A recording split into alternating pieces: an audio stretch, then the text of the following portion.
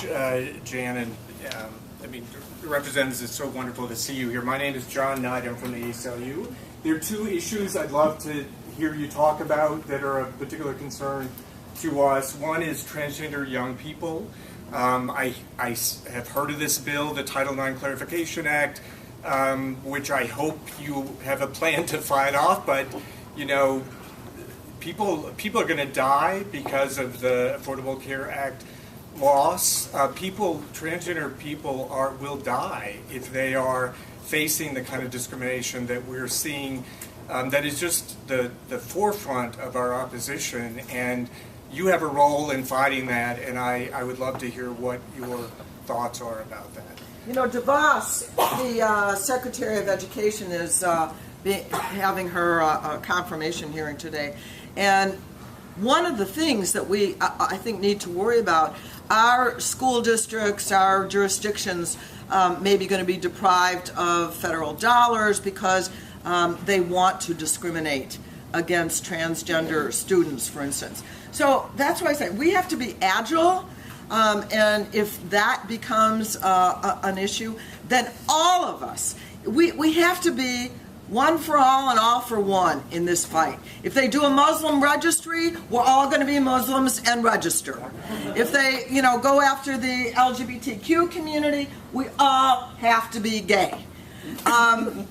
Some of you, you're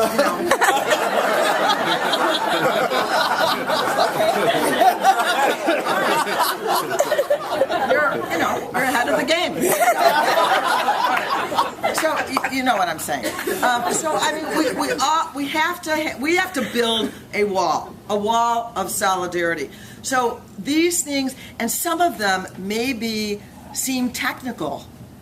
And that's where our lawyers are going to have to come in too, to show us and remind us so that we know when to push back. Because they may try and sneak things in that seem small overnight, and so we need to be really close in contact to protest. Thank you. Julio. So to that point, I think it's really important that we start to look at the undocumented and the ACA and how that's going to impact transgender folks who are in detention centers.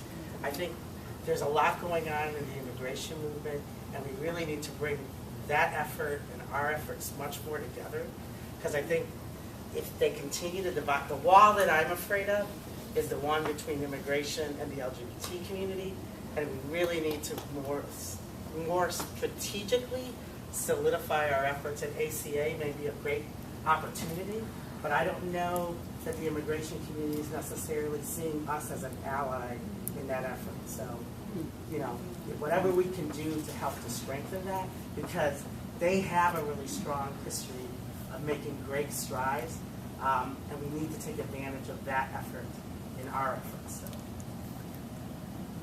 Agreed. All right. Yeah. In Last regards question. to what this gentleman just said here, my concern is that all the tweets, all the activities, all the concerning things that are happening could divide all of us into all these little different factions. And we need your guidance to make sure that we're all supporting the thing that is the most important at that time, and then shifting our attention to the next big thing that we have to put our attention on. I just feel like I'm stretched in all directions about what's scaring the daylights out of me every single day. So, how can we deal with that? That's why you need to sleep less. Because there is a lot going on. But that's why I think, for example, the marches, the march in Chicago, which men and women need to go to, and the one in Washington, very broad goals that can fit a lot of things under. But what is going to be chosen as the barometer will be the turnout. Showing up is going to be really important in how our fierceness and our determination is judged. It won't be so much the rhetoric or the messages or the different signs. There's going to be a lot of different signs, I'm sure of it, at the marches. That's okay. It's going to be that people are out on the street. The other thing is, the kind of town meetings that we experienced in the summer of 2009 are starting to happen to the Republicans now when it comes to the ACA. People are showing up at these town hall meetings of Republicans, and I saw one on television last night. He had to run out the back door with guards around him. So, you know, being there, showing up, and protesting is going to be very important. And you know, we're going to have to be fighting on a number of fronts, but together. I mean, you know, we're going to have to not silo ourselves. It's really about human rights. You know, that's what it comes down to. And I think there's one thing that's very important, which is that you not let people convince anyone that the Trump effect was anything but economics. You know, this was frustration because of worry over the economic future.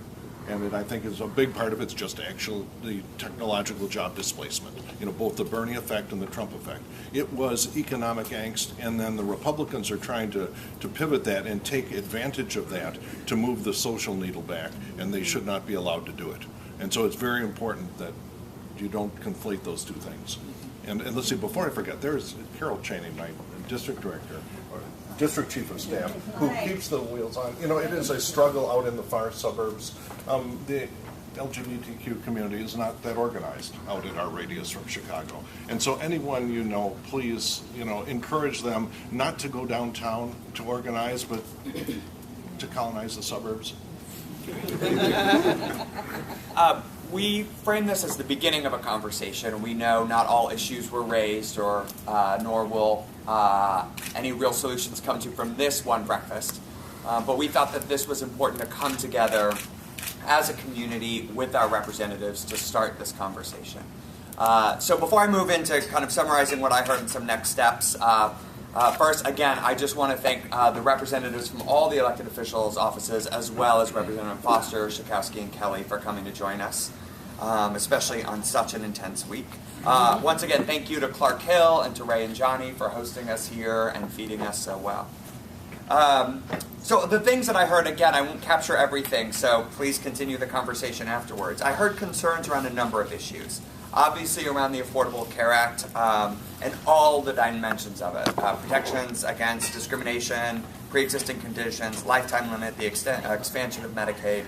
We had concerns around employment discrimination, not only directly against federal employees, but the ripple effect it can have if we allow our federal government to openly discriminate against people based on their sexual orientation or gender identity. We had concerns around immigration broadly, against our DACA young people, against the detention of transgender people within immigration facilities. We had concerns around the Supreme Court, and I would add just the general federal judicial pipeline. We had concerns around how transgender young people will be protected and affirmed in K-12 schools throughout the country without the backing of federal guidance. We had concerns around HIV research and AIDS research. And then one thing that I think was implicit in a lot of what was said, but I'll make it explicit, was we live in a much more dangerous place when people are elevated to national positions, whether they be elected offices like the vice presidency or appointed offices like the Secretary of Health and Human Services. When we elevate people to those positions who are openly and vehemently anti-LGBTQ, it sends a message to Americans in every community that it is okay and it is permissible to be anti-LGBTQ, and that is a deep, deep concern. So there are four things that I heard, again, some explicit, some implicit, that we need to do. So one is show up on social media, show up at the marches, not just show up for LGBTQ issues, but for women's issues and for immigration issues. Be present. Two is, I would say, each of us have a broad stakeholder base. So keep your stakeholders informed of things going on. We try to push out a ton of information. I follow each of these groups here and many of your groups to make sure that we are keeping the 50,000 people who are on our stakeholder list engaged. And I just encourage you to do the same. Push out the information. I think in a potentially post-truth America, sharing real truth is particularly important. The third thing is partner with groups working on the federal level on many of these issues to see how you can lend your voice and be helpful in that.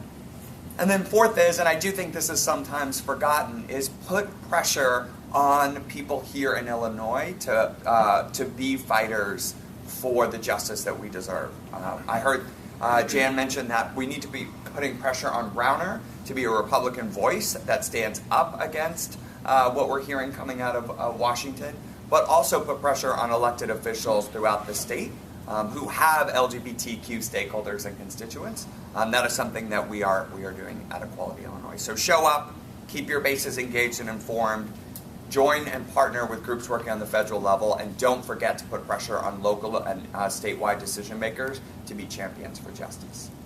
Again, I'm sure that is not complicated.